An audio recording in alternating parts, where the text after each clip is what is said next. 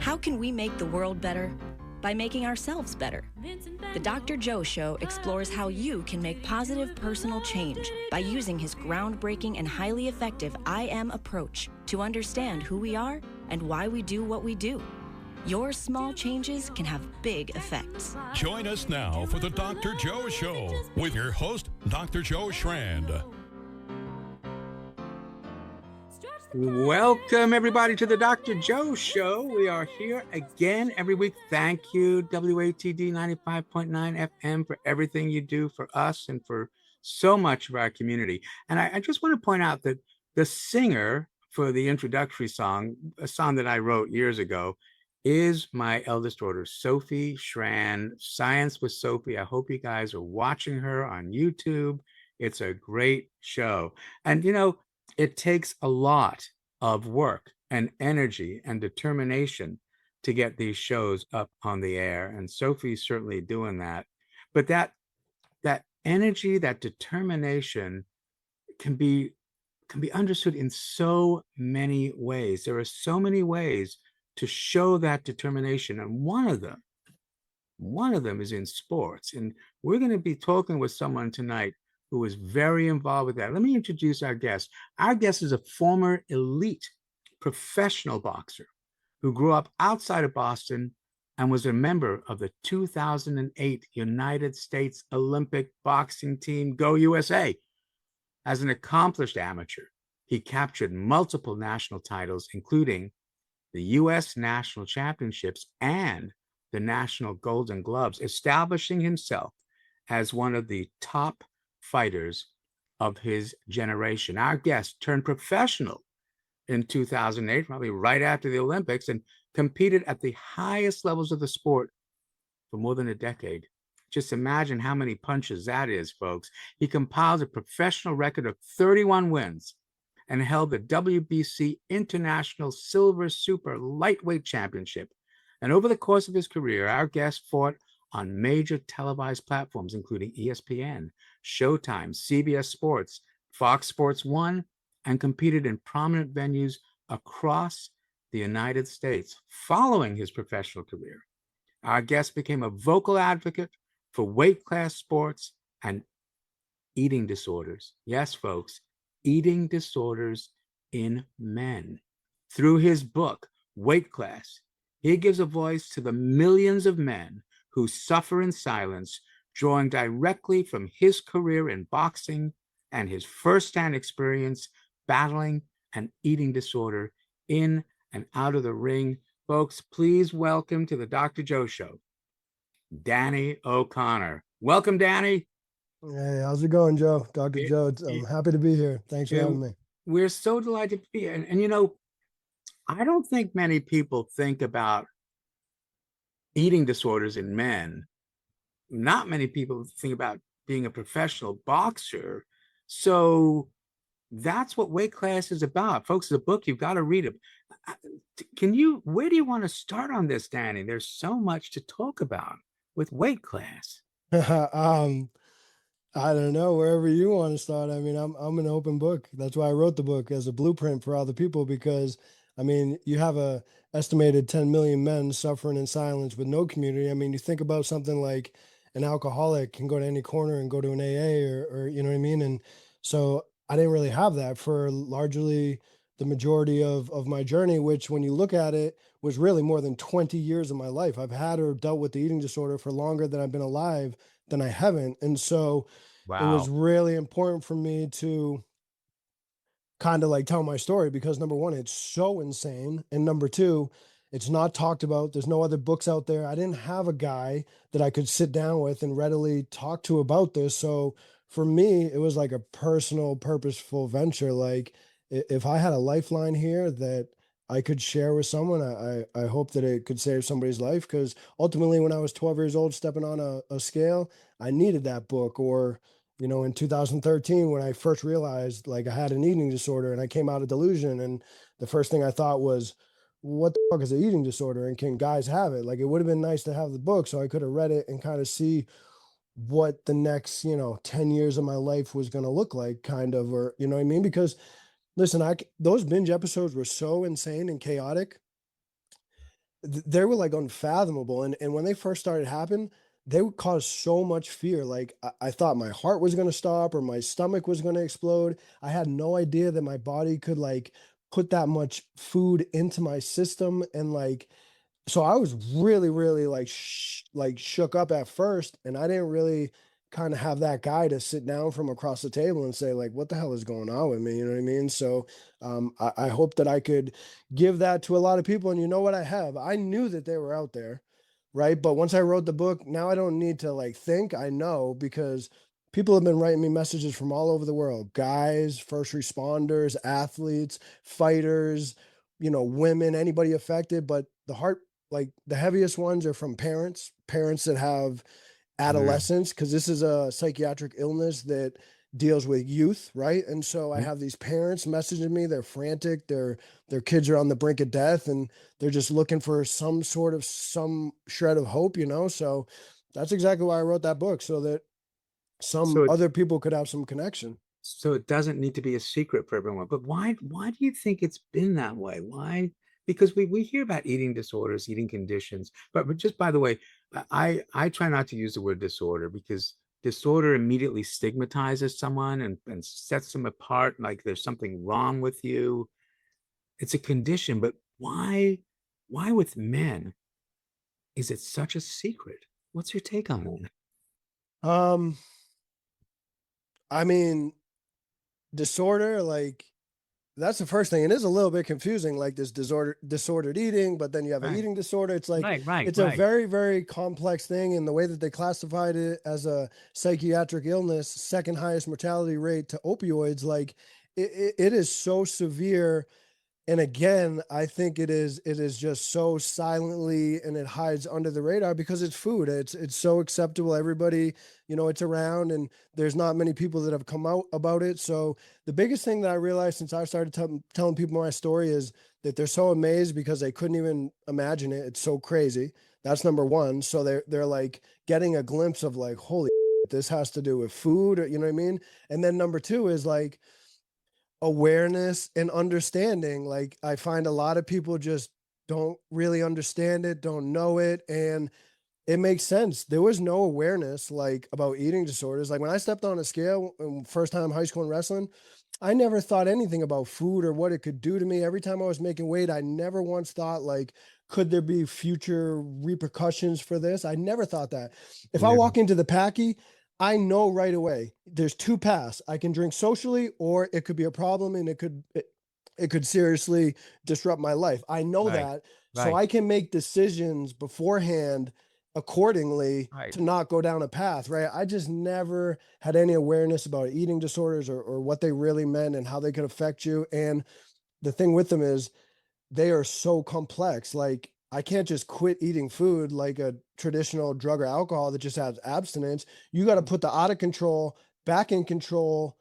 If I knew how to do that, it wouldn't be out of control. So it's a very, and when I went through it, there was three classifications: anorexia, binge eating disorder, which I got as a medical diagnosis, and then there was and bulimia. There was only three. Bulimia. Now there's multiple different subsections, classifications. It's because people are starting to realize eating disorders are so complex, and they don't just touch your physical, like a physical action of, I was binge eating and I couldn't stop, but they intersect with your emotional, your psychological, just every aspect of your being. And they get so deep rooted in. And um I do think it's like just understanding them and the awareness of them. Like I don't look like a picture of anyone that has an eating disorder, but when you really understand eating disorder, nobody fits that picture because anybody can be affected. It doesn't matter what color you are, what size you are. And so I just think there wasn't a ton of information, especially when I was younger, coming through it. And remember, the eating disorder, I didn't just wake up one night and have it. This is something that I progressed, it developed, I strengthened by the tactics that I used in a weight class sport because I just didn't know any better. So, over years and years of ingraining these bad habits and tactics into me, it like strengthened this disorder to a point where, like, number one, it was uncontrolled. Number two, I needed a slew of professional help to get it in order. And number three, it became a 24-hour a day thing. It was attached to every decision I made, every possible move that I made. And then it took, a 10-year recovery path to then get healthy because my life was on the line. I've almost died multiple times. I can't tell you how many times this eating disorder has affected my health, because when it has to do with food, it touches so many different tracks of your body and your health. So Sure. like I've turned my skin completely orange one time for the overconsumption of beta carotene. I've been pre-diabetic numerous times. I've had blood in my semen. I've had a bleeding ulcer. I've was so aggressive that I caused myself to be anemic before I walked into a ring and fought on national TV. I mean, 2018 initial stages of the internal organ failure when I was so dehydrated. Like, Yeah. it's just been like a really, really crazy journey, and that's why I felt like I had to tell people, because I'm not like anything different. I'm just some kid from Framingham outside of Boston. If it can affect me, it can affect anybody. Right. And being able to tell people about it is is one of the most important things, to be able to share that information with other people. And what we do every 15 minutes or so is we get our sponsors to share their information with people. So with that in mind, let's take a commercial break and listen to what our sponsors have to share. And we'll be right back with the Dr. Joe Show and Danny O'Connor with a really, really important conversation. Larry, take it away. We'll be right back.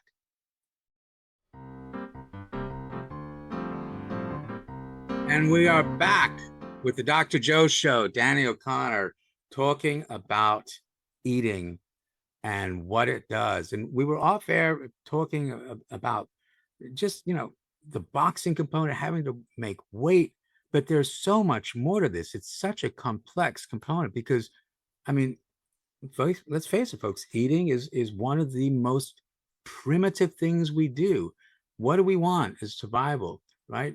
Food is the first thing, then shelter, then the ability to make. Food is first. We have to have that to survive. And yet it seemed like, Danny, it just took over. I mean, how old you were? What, 10, 12 years old when this started? I mean, Uh, or do you think so it's even younger than that? No, no, and this is what I think. Well, this is what I reflect back on. The first time I entered a weight class sport was a freshman in high school. So whatever age that is, 14, 13 years old, that's when the habits largely started, because I didn't know anything about life. I didn't know anything about my body, nutrition, nothing, hormones, nothing. I just knew I had to be a number on a scale.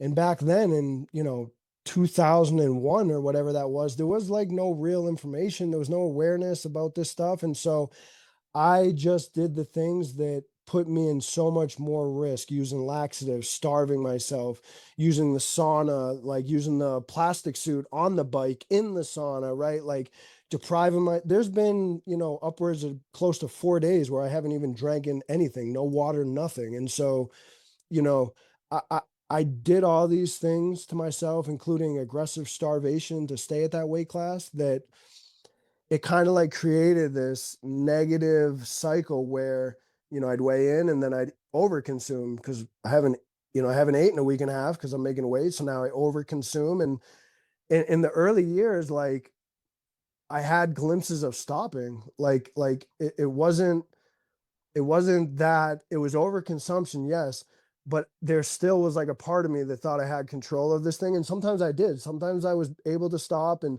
sometimes I binged, and sometimes I didn't.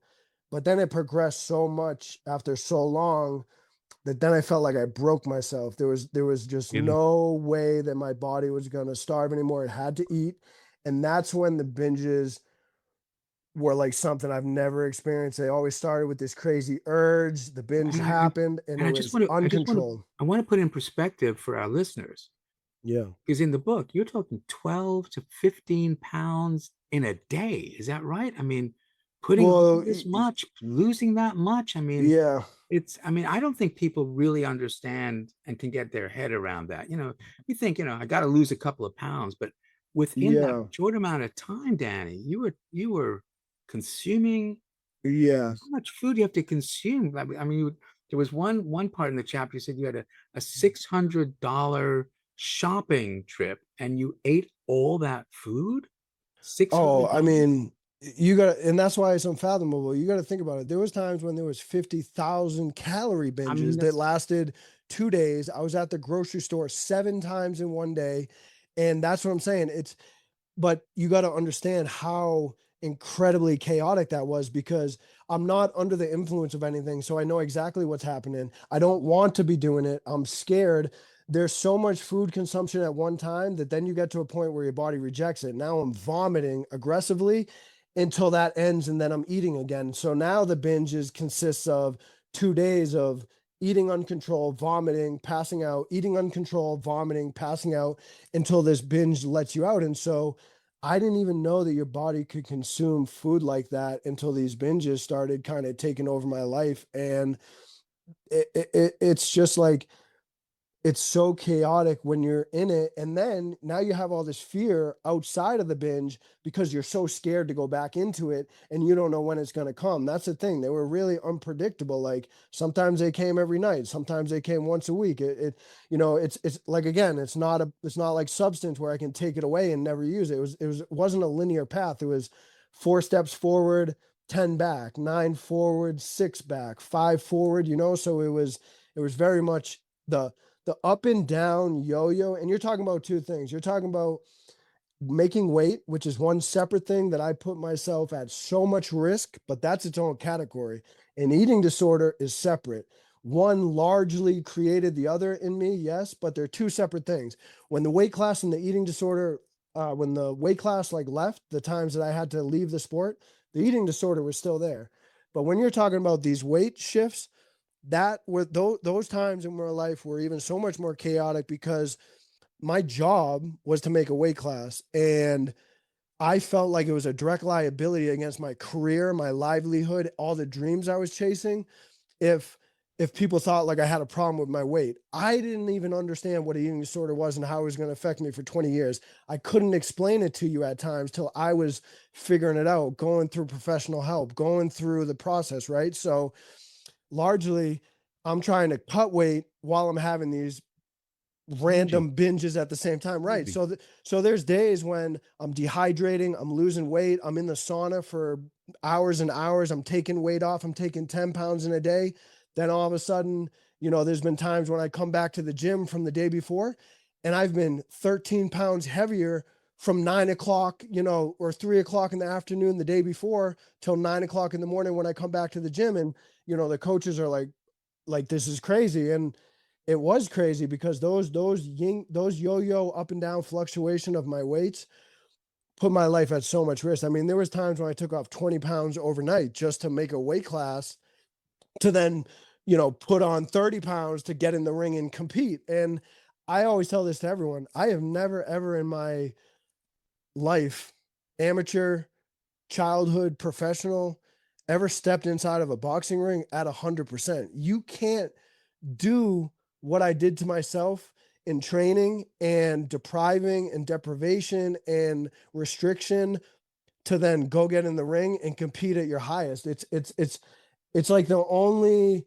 combat sports is like the only thing where you like can't have the potential to take away from yourself to then go compete. Like imagine Tom Brady starving himself, not drinking water, and then going to compete in the Super Bowl. It doesn't make sense. Okay. But I had this false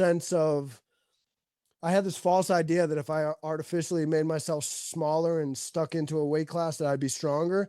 In actuality, it's completely wrong. If I had just fueled myself correctly, trained as hard as I could, and then went and competed at my most skill, nobody in the world would have beat me, but that's not what I did. Yeah, so was part of your brain, do you think, rationalizing the eating component, saying, "Hey, listen, you've got to do this because you've got to make weight, so it's okay." Yeah. Was Yeah. there part of your brain that was like making it sort of make sense for you? Yeah, I mean, there was definitely times when I gorged myself, not in a binge like we're talking about from the eating disorder, but there have definitely been multiple times that I have gorged myself beyond the limit because I was trying to gain a little bit more weight for the next day, getting in the ring, or times when I gorged myself on purpose because I had restricted.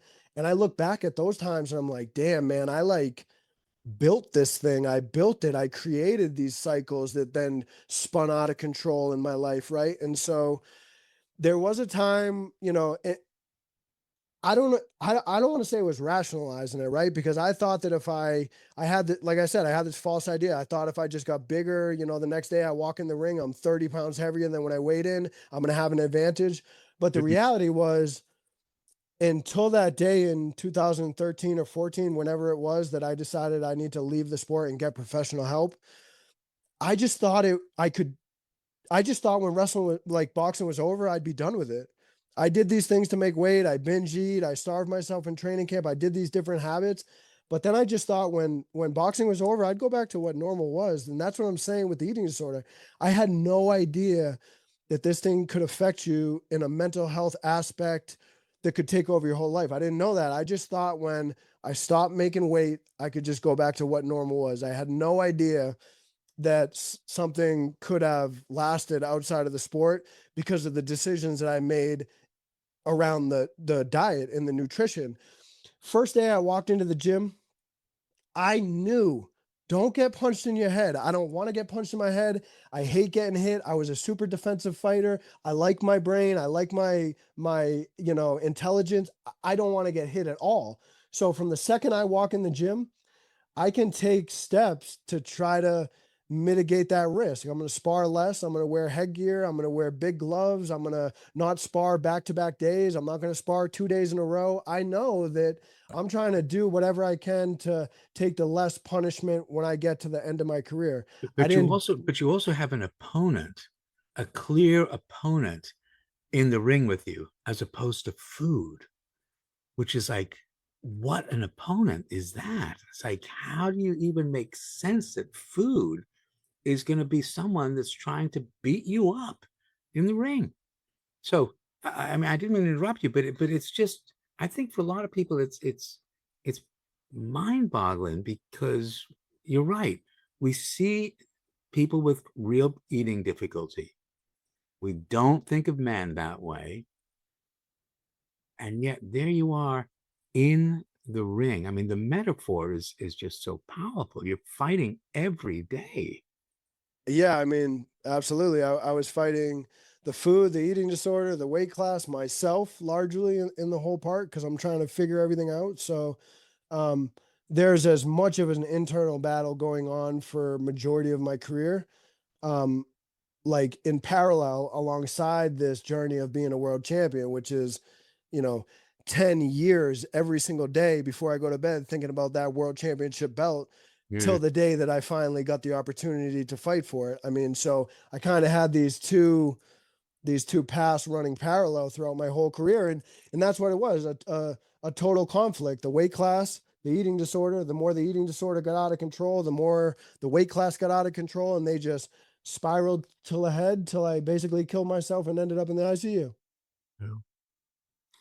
But you get that world championship as well, and the way you compete for that is powerful. And you know, we we Hold have on, did you so say get it? no, it's just so powerful. Mm. The the fact that you've got to battle this, just like every one of the battles that we have is that there's so much to talk about, but we still have to take that commercial break so that we Yeah. can listen to our world championship sponsors, which is what we're going to do now, Larry. We're going to take that commercial break, listen to our world champion sponsors, bells ringing, and then we're going to come back with Danny O'Connor and continue this really powerful discussion. We'll be right back with the Dr. Joe Show. Take it away, Larry.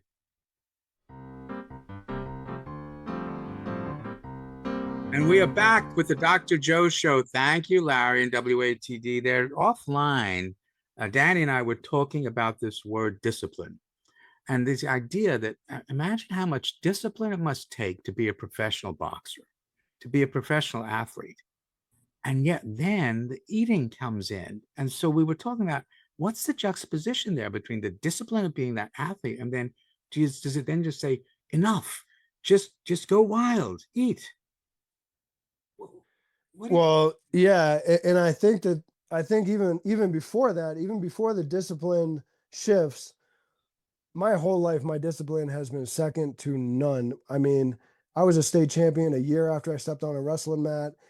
Like if there was my meals were all timed out in camp. If it was 8:01 and that's the time on the sticker to eat, that's when I was eating. I never Sure. missed. I never, and that was in all aspects of weight class, of my diet, of training, like everything. Whenever I put my mind to something, I accomplish that. I take action. And so the problem with that is it was my awareness with making the weight, right? Like I'm starving myself. I'm doing all these negative habits with the most insane discipline you can think of. So imagine that. Imagine, just practicing your bad habits all day long, Really? every day. It progressed so fast. And that's the thing. If I had used that discipline in areas that were more healthy for my life, maybe if I had a nutritionist, we had a meal plan, I understand my body.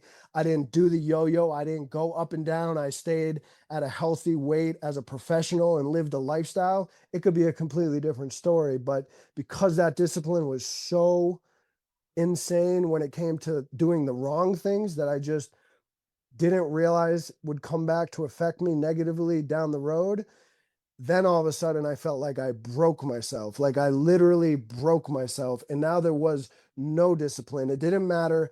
And all these scenarios are things that were on the line. My health was on the line at a time when I thought that I was going to die. The world championship belt that I had worked 10 years was on the line. My money, my family, my house, my everything. Nothing equated to control once it got to that point where I literally, Dr. Joe, felt like I broke myself on the inside. Wow. Wow. So at what point did you realize that the eating was a problem? I mean, I knew it wasn't normal, right? I'd starve myself in these training camps, especially in the amateurs. I'd starve myself in these training camps. I'd be so strict, so restricted, so regimented, so disciplined, same every single day. Nothing was going to prevent me from doing that. I'd go, I'd win, I'd compete, and then I'd have these, crazy binge episodes that I just viewed as kind of making up for starving myself for the last month, right? And so Right. Right. I had this yo-yo up and down, like gain 50 pounds, lose 50, gain 40, lose 40, gain 60. One time I got up to 201 and I fought at 140 pounds. But Wow. remember, it's not a healthy look. My cheeks were bloated. You couldn't even recognize me. I stopped going out in between fights so that people couldn't see me. I was so embarrassed. So it was that kind of up and down that just really took a toll on my health and my life.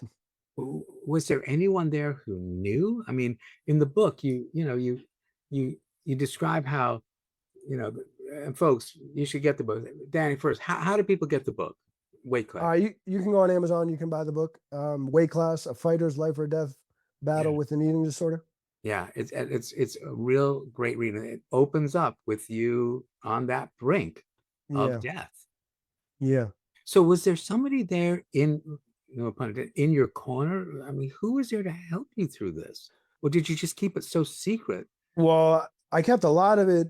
I mean, like if you're around me, I couldn't keep it secret because you saw the weight fluctuation. So there were, you know, but again, you don't have awareness, you don't know. So if I'm sitting at the table pretending to eat and then I throw my food away, you're not going to know that. Like, no one's really going to question food. Like, you could think I had a lot of weird habits. And like people I've talked to now, they say, oh my God, I had no idea this. Well, yeah, that was part of it. But so if you were around me in close proximity, you had ideas that stuff was weird, but for the majority, nobody could see behind closed doors of what I was going through. And anytime I was around people that got closer than not, I'd have to leave. If I was in an elite training camp, eventually I couldn't be there anymore because I couldn't control it, and I understood that I couldn't be around it. So now I had to train on my own with like friends from childhood. And so there were people around, but nobody was on the inside until I met my wife. Like, I wouldn't be here if it wasn't my wife is my best friend and my support. And Mm. I I felt like I was on an island so much because eating disorders are so isolated on their own. But as a man, it was incredibly lonely, and I felt like I was on an island by myself. So I tried to find connection in the terms of another guy that did what I did, but I got to a certain point after so many years that I just stopped looking, and I had to be okay with comforts and supports that may have not totally understood the eating disorder, but they still supported me and loved me. So like my wife, she doesn't have an eating disorder, but she is my absolute most support. And I wouldn't be here if it wasn't for her. She was the one that drove me to the inpatient with my kids in the back. She was the one that was here for everything. She's the one that cleans up the vomit when I'm stuck in the fetal position in the bathroom because I'm sick. So like once I, obviously we've been married now for 15 years. So she's seen, and we got together when I was already that athlete. So she saw these things that, were me making weight, starving myself, sauna, and she automatically knew that those things were not healthy. But then when you're so close to someone now, we have children together, I can't hide, and I can't hide. And she knew everything was going on. And that's how much like ashamed you feel. Cause even though she knew, and I knew that she knew, I still tried to hide it. I mean, there was one time that I had to binge underneath the bed while she was sleeping because I was so ashamed to just, if she woke up and saw me. So like she knew and she was here for the whole things. And, I had other people, I had a whole team of professionals, professional clinicians that were keeping me alive. They obviously knew. I had to be open with them to try to figure myself out. Um, I had a couple other people that I was more open about it than not, but nobody could really know the depth of it outside of my wife and my professional team that was really keeping me alive, and a couple childhood friends that I grew up with from the sandbox. Yeah. I mean, the shame in the I am approach, the I see domain. How do I see myself? How do I think other people see me? That's really where that shame is living, because we do care what other people think or feel about Yeah. And that's what I'm it. saying. The eating disorder is so complex because like you're talking about two different things. I'm talking about an action of binge eating that I just cannot stop. But now you're talking about this shame. I d- I took a shower in the dark for 2 years so I didn't have to look at myself because I was so ashamed. That's not the action of binge eating that I was trying to stop. That's now something that has got into the psyche that's completely different that then fuels that action that I can't stop. And that's the thing where like this, even to this day, when I don't have an eating disorder and I feel amazing, my mind is still blown that Yeah. something like that could have so much control over every second of my life. Yeah. There's a children's book called The Little Prince. And my audience has heard me talk about this. One chapter 12 of The Little Prince. The Little Prince is traveling around. He comes to a planet where there's a tippler, the old word for an alcoholic. And the tippler is drinking. And the little prince feels sorry for this guy. And he says, "Why are you drinking?" And the tippler says, "To forget." And the little prince says, "To forget what?" He says, "To forget that I'm ashamed." And he says, "Ashamed of what?" "Ashamed of drinking." Was that part of the experience? Is that the food and the eating was a way to, Uh, to yeah, I I mean, mean, listen, dog, this thing was so crazy. Of yeah, course, that was definitely a part of it, but there have been times when I have felt 100% emotionally stable, no shame, no guilt, done crazy amounts of personal growth with professional help to be in that spot, yeah, and I still couldn't control the binge eating. And yeah, that's what I say, that there's so much complexity. It probably was the environment, it probably was the weight class, it probably was the predispositions to childhood, it probably was starving myself, it probably was the shame and the mental aspect, and everything together created this just mountain of things that contributed to this binge eating action that was killing me. yeah. Is it an addiction? I mean, first of all, for me, people know this. Addiction is not about morality, it's about mortality. It's just the way the brain works. And at some point, your brain, part of that appetite, that ghrelin is, it just didn't turn off. I mean, something Yeah. just didn't turn off. And I that's don't what know I what mean. it I is. felt like I broke myself, and then it just would it went from being able to turn off at the drop of a hat, no matter what, no matter how miserable it was, no Really? matter how much I have starved myself so aggressively for so long, right? So then I felt like I broke myself and it turned off and it literally wouldn't. So when I look in the terms of addiction, okay, I can't stop. So like that's technically addiction. But at the other end, it's not your traditional like addiction because Absolutely I not. can't just stop doing You it, can't right? stop So, eating. You right. have to eat. I know, but I'm saying on the other end, like Yeah. addiction, I can't just stop food. I can't stop eating. I Right. can't, Yep. right? You have to eat. So like, That's right. it's not like traditional addiction where like they don't drink again forever. They have 30 years of sobriety. It's different. And yes, I had a binge eating disorder where I couldn't stop, but now if you have diagnosed with anorexia and you're not eating, now what are you addicted to not eating? It like Right. it's there's just a lot of complexities.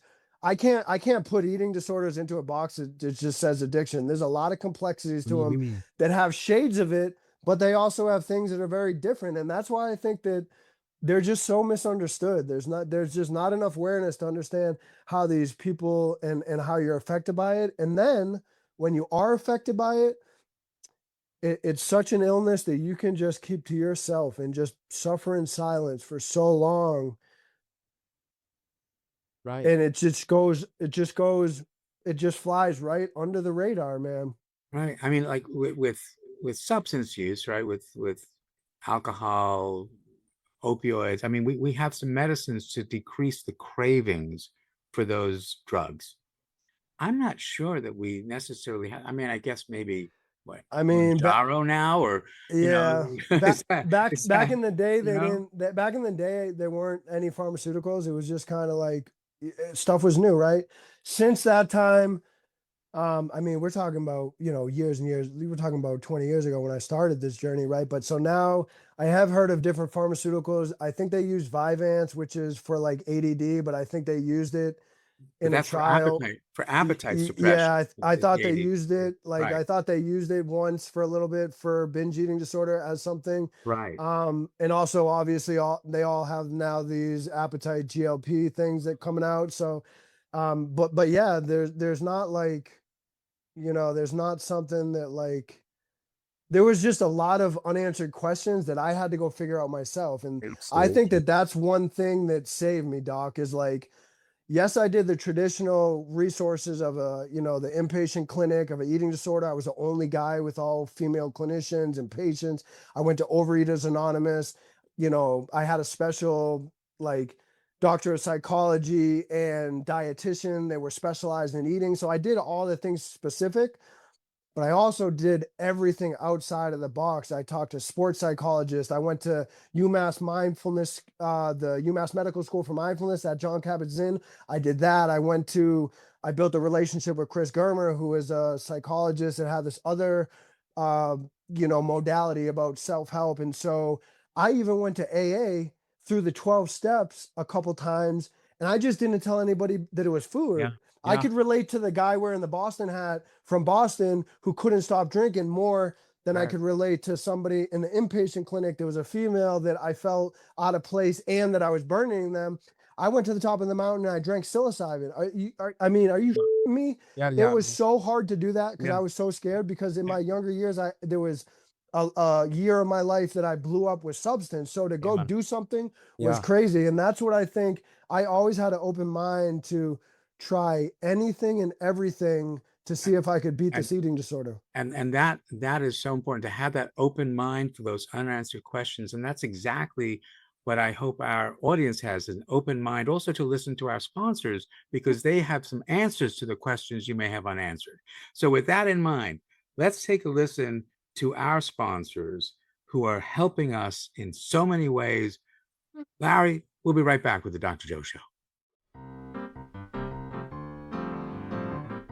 Welcome back, folks. Last quarter of the Dr. Joe Show, or in this case, maybe is it the last round? I mean, maybe we don't even know what the last round is, but we got Danny O'Connor here, author of an incredible book, Weight Class. And off air, we were talking about one of your new goals. Maybe it's not a new goal, but a real goal. And we were talking about Danny O'Connor, he gets something in mind and he goes for it. So you've been writing, you're turning this into a movie script, the book. Let's hear about who are you hoping to attract with I'm writing a script right now for Matt Damon, Yeah. and he doesn't know that I'm writing it for him yet. But for the last 8 months of my life, I've been directing it towards him. And so this is the way I look at it. Like, I was trying to tell my story because I thought it was a story that had to be told to save people's lives. And when that's the purpose behind it, nothing is going to stop me. But above that, I'm trying to make a cultural impact.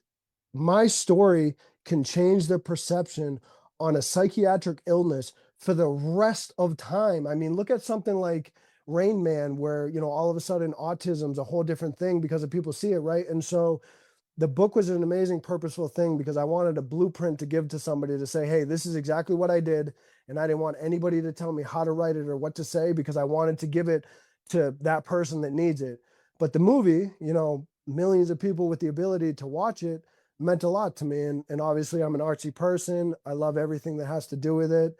So I've been writing this script with the idea in mind that I wanted to make a movie with Matt Damon. And it's a little bit more than kind of just saying it on a hope on a dream. I started to learn the business of movies. I really like film. I started to learn what goes into them.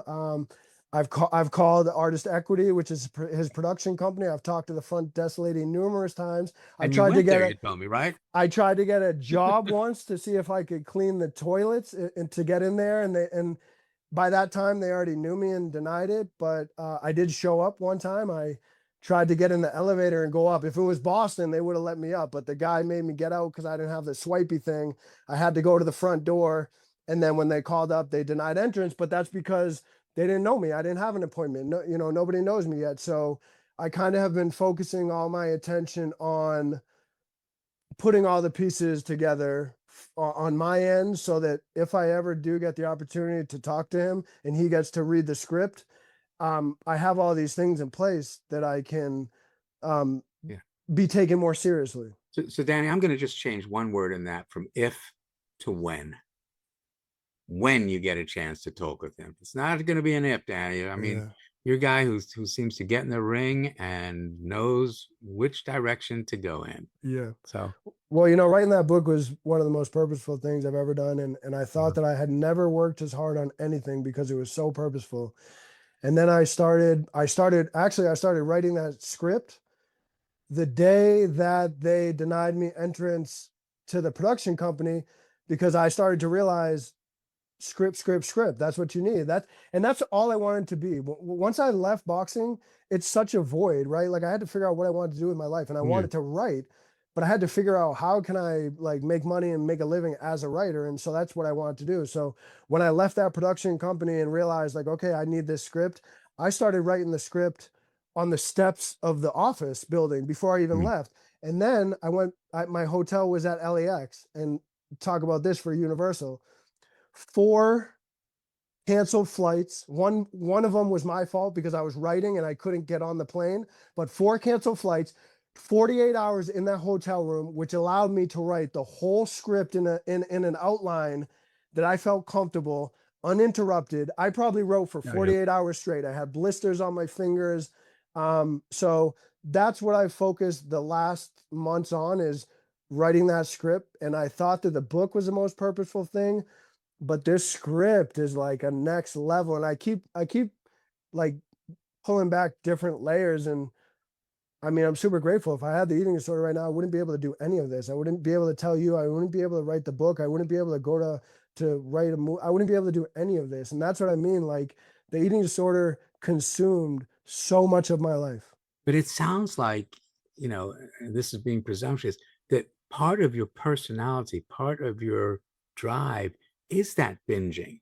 It got misdirected perhaps with the food. Yeah, it's the overconsumption. But you tell me that you're binge writing. I mean, basically, right? Yeah, and that's the thing. Once you hear my story, I overconsume on things that I like, things that I'm purposeful about, even things that I don't like. Like when I dropped out of high school, and for that year when I blew my life up, right?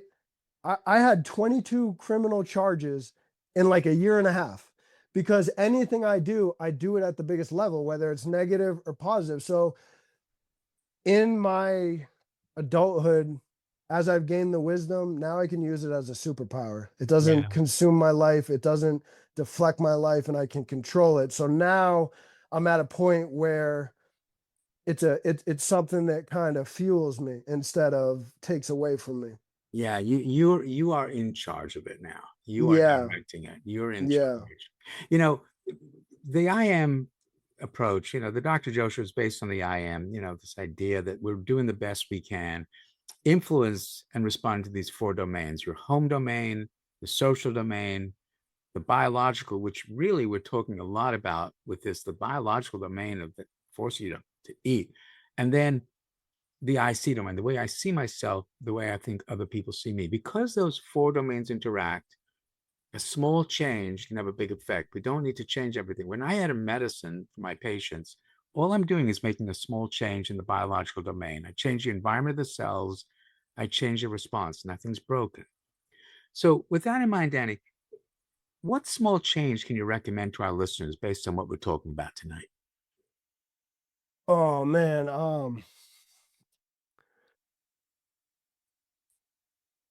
I think a small change people can make is the way that they talk to themselves, right?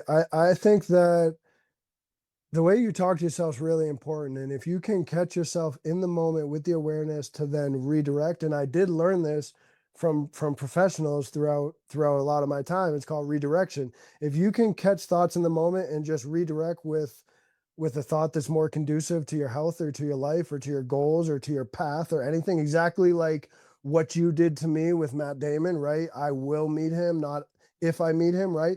If you can do that to yourself in the moment in times of suffering and hardships, or when your mind is being mean to you, um, it can go a real long way, man. And that's what I learned in like mental health is like sometimes it takes one little thing to be different to like spiral you into doing a couple other things different. And that's what it is. It's you're either stuck in the negative cycle that's bringing you down, or you're breaking out of that negative cycle into a positive one to build it up. The only thing is breaking out of the negative and doing the positive one is way harder than sinking into the negative one. And so it is Yeah. challenging.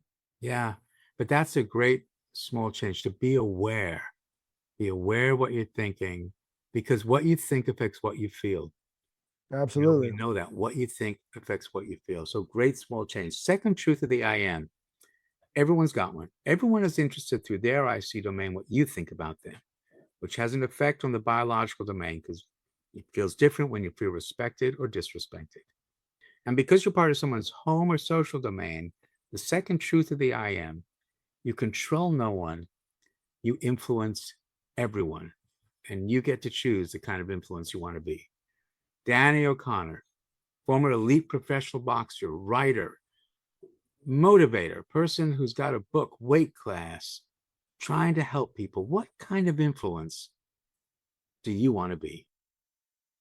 I want to be a kind one. I think this world, I mean, the world is suffering. It doesn't matter. You don't go through it with suffering. Even if you do everything right and you're a good person, like you still have death and loss and all this stuff. So the world is suffering. And so I think just be kind to everybody. Like, and that's how I always think.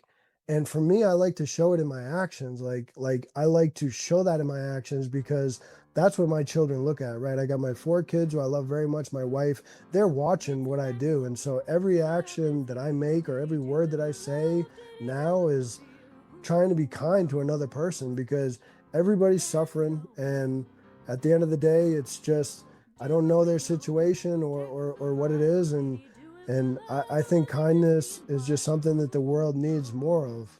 Yeah, we can always remind someone of their value. Whenever you do that, you increase your own value. And Danny, thank you for being so kind to us and our listeners tonight. Get the book, folks. Weight Class, Danny O'Connor. We'll see you next week. Thanks, Danny. Thank you very much.